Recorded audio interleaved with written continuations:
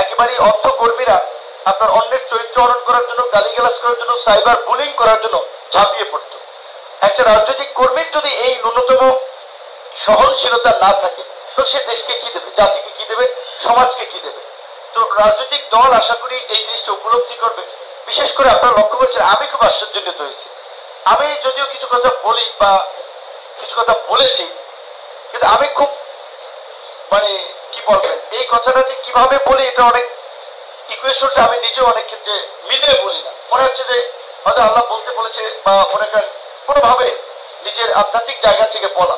আপনারা দেখেন 5ই আগস্টের পরে আমার অনেক বক্তব্যে শ্রীলঙ্কার গণঅভ্যুত্থানের পরে বলেছিলাম যে বাংলাদেশে বঙ্গভবন, গণভবন দখল করতে হবে, এছাড়া এই ফেসিবাদকে হটানো যাবে না।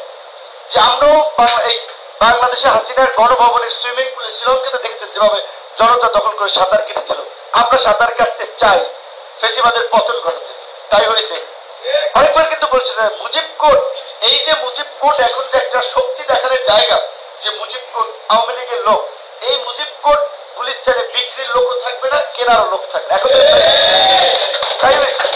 শেখ মুজিবুর রহমানকে আমরা একেবারে ইতিহাস থেকে মুছে দিতে পারবো না। তার এই বাংলাদেশের স্বাধীনতা সংগ্রাম থেকে শুরু করে বাংলাদেশের ইতিহাস যদি লিখতে হয়, শেখ মুজিবুর রহমানের নাম থাকবে।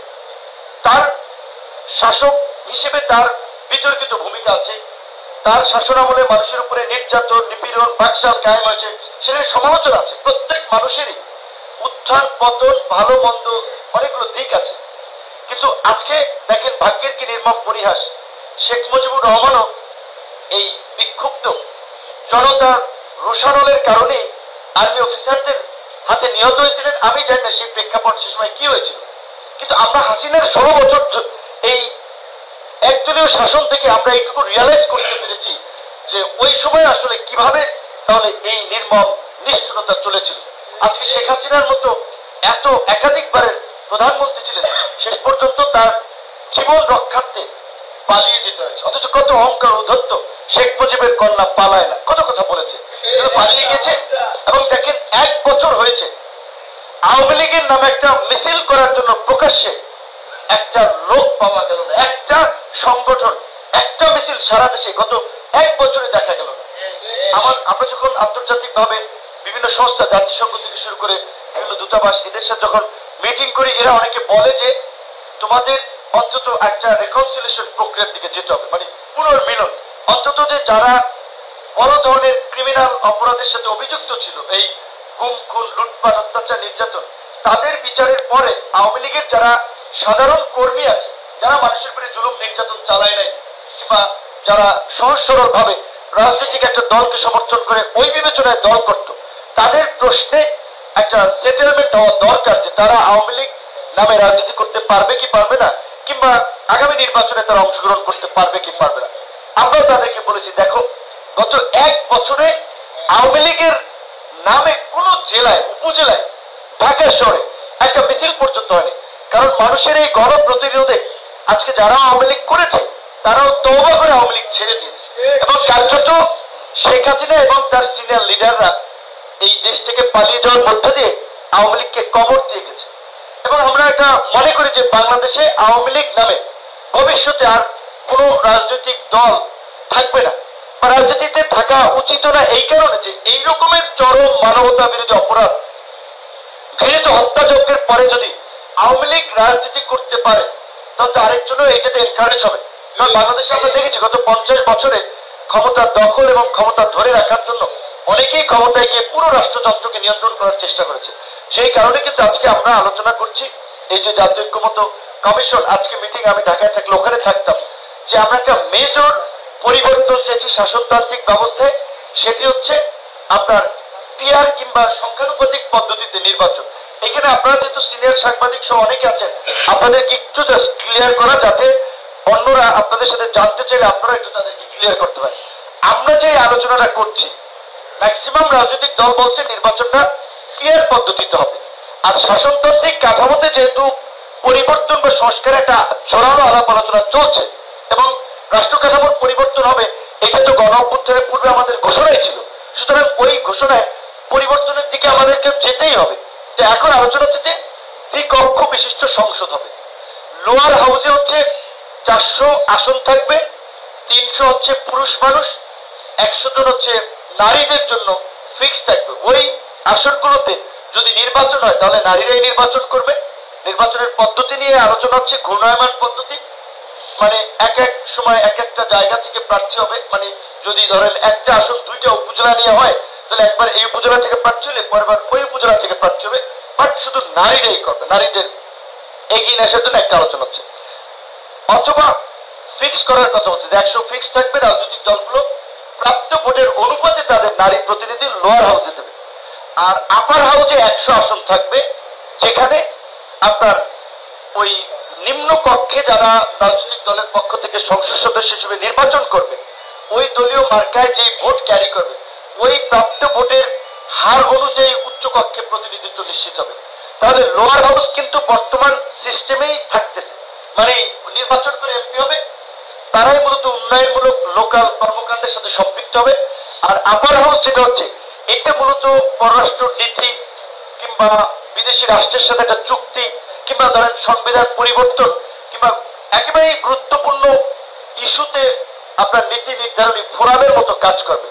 যদি এই পদ্ধতিটা হয় তাহলে কি হচ্ছে, ধরেন এক্সিস্টিং সিস্টেমে তো দেখি আমরা বড় দলগুলো এমপি হয়, অনেক ছোট দল ভোট পায়, কাছাকাছি অল্প কিছু ভোটের ব্যবধানে হেরে যায়, কিন্তু তারা যে এতগুলো জনগণের প্রতিনিধিত্ব করে তাদের কিন্তু সরকার বা রাষ্ট্র পরিচালনায় কোনো অবস্থান থাকে না।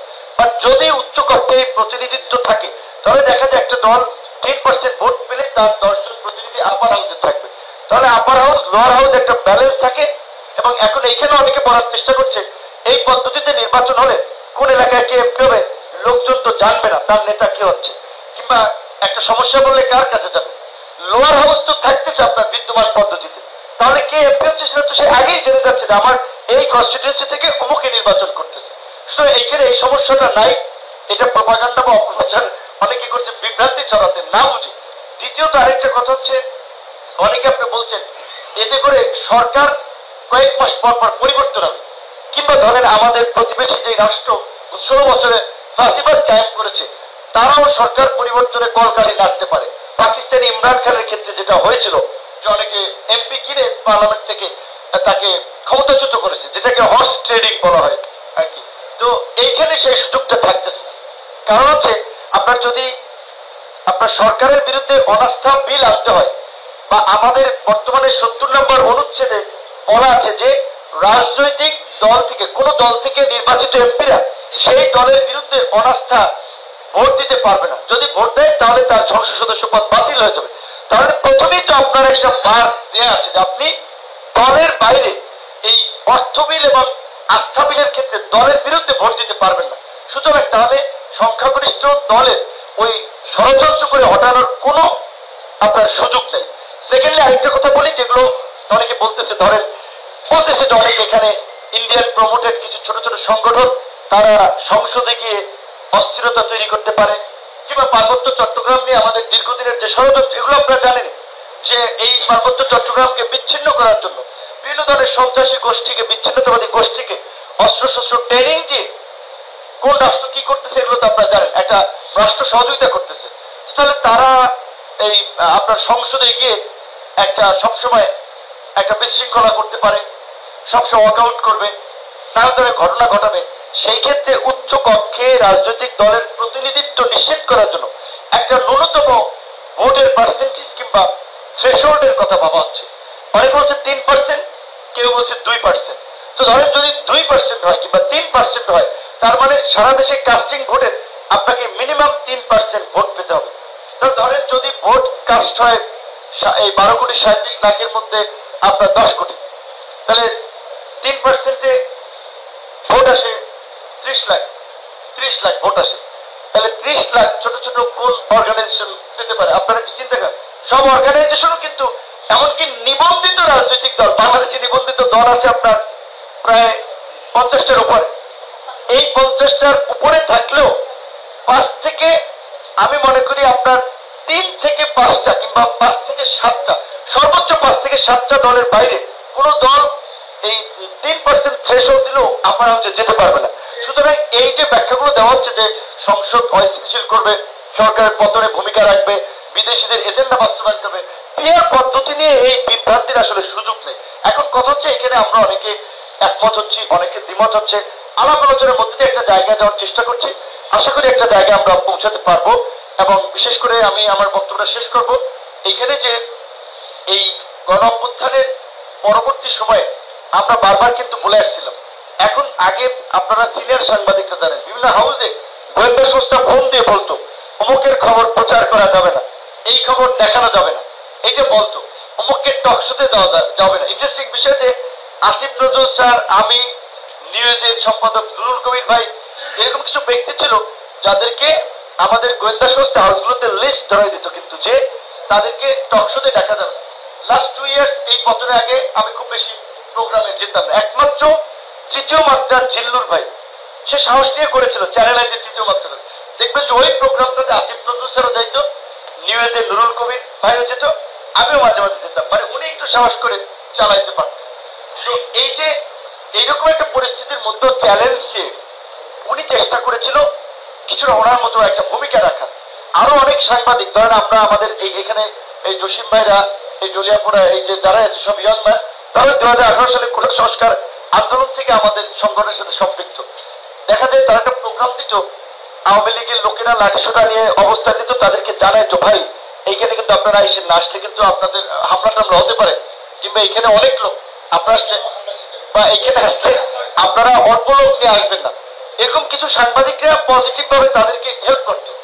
আমি বলি সবচেয়ে আমার এই আদালতের এই যে একটা কথা যেটা কিছুটা হলেও মানুষকে উৎসাহিত করেছিল, 90% পতন হয়ে গেছে, 10% ধাক্কা দেন, এটা সমকালে একটা ইয়ং ছেলে, তার নাম রবিউল, সে আমাকে বলছে ভাই কিছু বলেন, কিছু বলেন, কারণ ওদের সাথে ওই সম্পর্ক।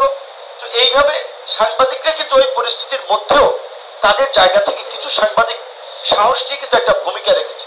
তো এখন তো আর আপনাদের কোনো ভয় নেই, আপনারা আসলে যেটা রাষ্ট্রের 4th স্টেট হিসেবে কিংবা ওয়াচডগ হিসেবে স্বাধীন এবং মুক্ত আছেন। আপনাদের প্রতি আমাদের অনুরোধ থাকবে সমাজের বিদ্যমান অন্যায়, অনিয়ম, অসঙ্গতি যেগুলো ঘটছে এইগুলো একটু তুলে ধরেন, কারণ আপনারা যদি এগুলো তুলে না ধরেন তাহলে এখন আমাদের দলের লোকেরা হ্যাঁ আন্দোলন করেছে তাই বলে যারা বিপ্লবের ঠিকাদার হয়ে গেছে তারা যা ইচ্ছা তাই করবে, আপনারা একজন রিপোর্ট করবেন, আবার তার বিরুদ্ধে তারা মিছিল করবে যে সে ফ্যাসিবাদের দোষক তার সুবিধার জন্য। এই ধরনের ট্যাগিং আগে দেখেছি, এই রকমের পরিস্থিতিতে এখন কেউ ট্যাগিং করবে এইটা আমরা সমর্থন করি না। তো আপনারা যদি এগুলো তুলে না ধরেন তাহলে কিন্তু এই যে গত 11 মাসে খুব দুঃখজনক কিন্তু আমাদের আইন শৃঙ্খলা পরিস্থিতির অবস্থা দেখেন, কোনো মানুষ সন্তুষ্ট নেই। 4 দিন সরকার ছাড়া রাষ্ট্র চলেছে, কিন্তু সরকার গঠিত হয়েছে, আমাদের প্রত্যাশা ছিল অন্য রকমের মাত্রায় সমাজকে নিয়ে যাবে, কিন্তু আমরা দেখলাম প্রকাশ্য দিবালোকে মানুষকে পাথর দিয়ে মারা হচ্ছে, পাথর দিয়ে অনেক জায়গায়। কিন্তু আপনাদের কাছে নামটা আমি বলতে চাই না, খালি এইটুকু বললাম, সামরিক বাহিনীর একজন টপ অফিসিয়াল সে আমার কাছে বলছে যে নূর এইটাকে আপনারা চেয়েছিলেন, আমার এক রিলেটিভ সে বলছে যে তার প্রতিষ্ঠানের জন্য 5 কোটি টাকা চাঁদা চাচ্ছে, এই পরিবর্তনকে আপনারা চেয়েছিলেন? এইটা কারা করছে? এগুলো কিন্তু রাজনৈতিক আশ্রয় করছে কিংবা রাজনৈতিক দলের পরিচয় করছে। এখন আমরা কোন রাজনৈতিক দল, গণ অধিকার, বিএনপি, জামাত, এনসিপি, কোন রাজনৈতিক দল কিন্তু এগুলো সমর্থন করছে না। প্রকাশ্যে মিডিয়ার সামনে বলছি যে যারাই করবে তাদের বিরুদ্ধে ব্যবস্থা নেওয়া হবে। তাহলে পুলিশ কিংবা প্রশাসন তো এর বিরুদ্ধে ব্যবস্থা নিতে ভয় পাওয়ার কথা না, তাদেরকে একটা শক্ত পদক্ষেপ নিতে হবে। কিন্তু আমরা দেখেছি ব্যবস্থা নেওয়ার পরে কি হচ্ছে, থানা ভেঙে ছাড়িয়ে নিচ্ছে, থানায় গ্রাউ করে। ইতিমধ্যে সেটা জামাতেরও গাজীপুরের এক জায়গায় নাম এসেছে, বিএনপির পাটগ্রাম সহ বিএনপি নেতাকর্মীদের 2-1 জায়গায় নাম এসেছে। তাহলে বিএনপি জামাতের মতো বড় দলের নেতাকর্মীদের যদি এরকমের কর্মকাণ্ড মানুষ দেখে, অন্যরা তো এনকারেজ হবে।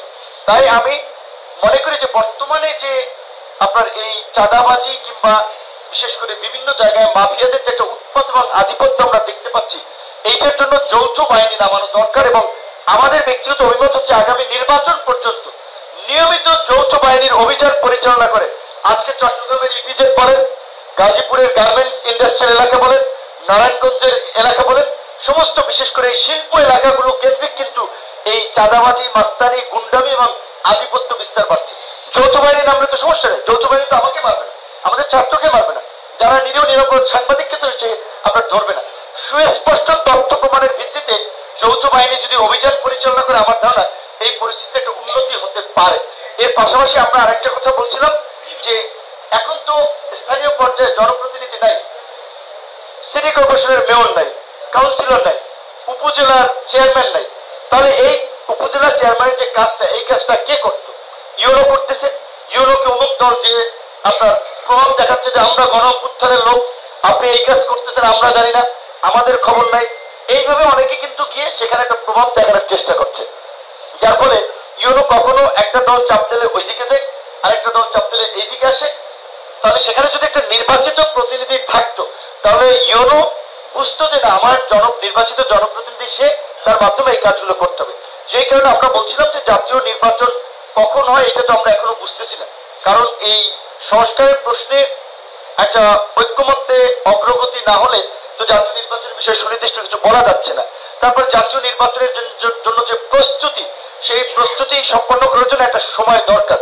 তো জাতীয় নির্বাচন সেটা ডিসেম্বরে হোক, ফেব্রুয়ারিতে হোক, কিংবা এপ্রিলে হোক, কিংবা প্রধান উপদেষ্টার ঘোষিত ডেট যেটা আমরা দেখতে পাচ্ছি ডিসেম্বর টু জুন, যে সময় হোক আমাদের আপত্তি নাই। কিন্তু আমরা বলছি যে জাতীয় নির্বাচনের আগে এই স্থানীয় পর্যায়ে একটা পরিবেশ সৃষ্টি করার জন্য স্থানীয় নির্বাচনগুলো হতে পারে, এটা আমাদের দাবি জানিয়েছে। এখন এইটা নিয়ে আসলে বিরোধীটা অনেকে দ্বিমত পোষণ করছে।